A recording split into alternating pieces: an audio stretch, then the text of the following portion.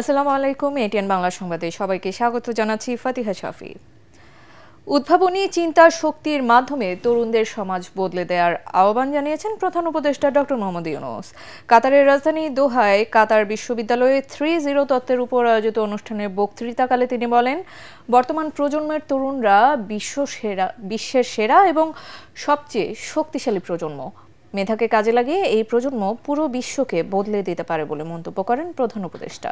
এ সময় শূন্য কার্বন নিঃসরণ, শূন্য সম্পদ মজুদ এবং শূন্য বেকারত্ব বাস্তবায়নে নিজ নিজ অবস্থান থেকে কিভাবে অবদান রাখা যায় সে বিষয়ে তরুণদের বেশি বেশি ভাবার আহ্বান জানান ডক্টর মোহাম্মদ ইউনূস।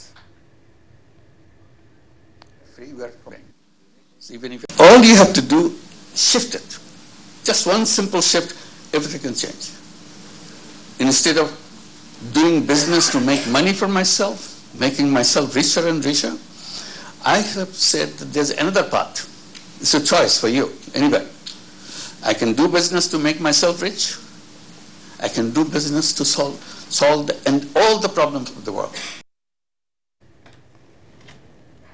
ঐকমত্য কমিশনের সংস্কারের দিকে তাকিয়ে না থেকে নিজেদের সক্ষমতা অনুযায়ী ভোটের প্রস্তুতি চলছে বলে জানিয়েছেন প্রধান নির্বাচন কমিশনার এএমএম নাসির উদ্দিন। রাজধানীর আগারগাঁওয়ের নির্বাচন ভবনে বাংলাদেশে নিযুক্ত অস্ট্রেলিয়ার হাই কমিশনারের সাথে সাক্ষাৎ শেষে সাংবাদিকদের তিনি একথা বলেন। এ সময় সিইসি জানান, সুষ্ঠু ও অংশগ্রহণমূলক নির্বাচন আশা করে অস্ট্রেলিয়া। এ বিষয়ে বাংলাদেশকে সব ধরনের সহায়তার আশ্বাস দিয়েছেন অস্ট্রেলিয়ান হাই কমিশনার সুশান রাইলি। নির্বাচন কেন্দ্রিক যে কোনো ধরনের সহায়তায় আগ্রহী তারা। ভোটার তালিকা হালনাগাদ সহ আন্তর্জাতিক পর্যবেক্ষক নিয়েও আলোচনার কথা জানান সিইসি।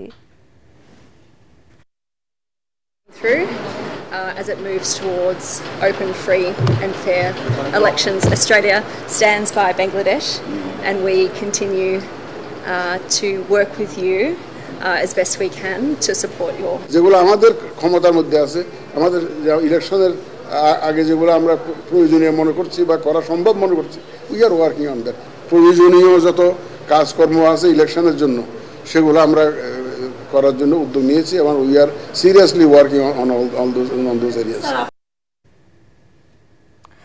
বিগত 53 বছরে শাসন ব্যবস্থায় গণতন্ত্রের ঘাটতি থাকায় দেশে ফ্যাসিবাদ প্রতিষ্ঠিত হয়েছিল বলে মন্তব্য করেছেন জাতীয় ঐকমত্য কমিশনের সহসভাপতি অধ্যাপক আলী রিয়াজ। সংস্কার আলোচনা শেষে মিয়া মশিউজ্জামানের আম জনতা দলের দেয়া 166টি প্রস্তাবের মধ্যে 138টিতে একমত, 12টিতে দ্বিমত এবং 15টিতে আংশিক ও 1টিতে মতামত দেয়নি কমিশন। তবে প্রধানমন্ত্রী ও রাষ্ট্রপতির ক্ষমতার ভারসাম্যের পাশাপাশি সংসদের মেয়াদ 5 বছর রাখার প্রস্তাব করেছে নতুন এই দলটি।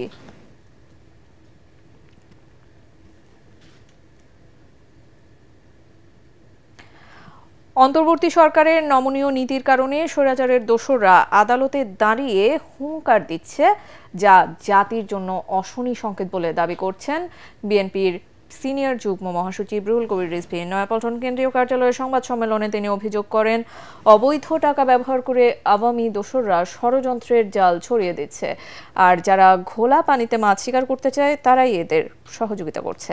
প্রশাসনের বিভিন্ন সেক্টরে ফ্যাসিবাদের দোসররা বহাল থেকে দেশকে অস্থিতিশীল করার চেষ্টা করছে বলেও মন্তব্য করেন বিএনপির এই মুখপাত্র।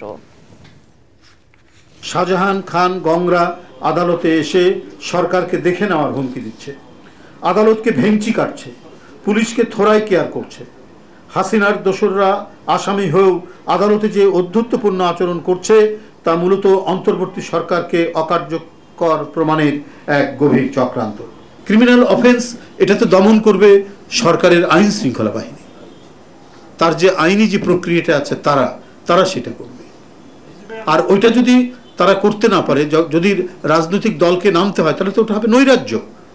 তো আমরা তো নৈরাজ্যে বিশ্বাসী নই। পরবর্তী সংবাদ দেখার আমন্ত্রণ জানিয়ে এখনকার মতো শেষ করছি। এটিএন বাংলা সংবাদ ইউটিউবে দেখতে ব্রাউজ করুন youtube/ATN বাংলা নিউজ। ধন্যবাদ আমাদের সাথে থাকার জন্য।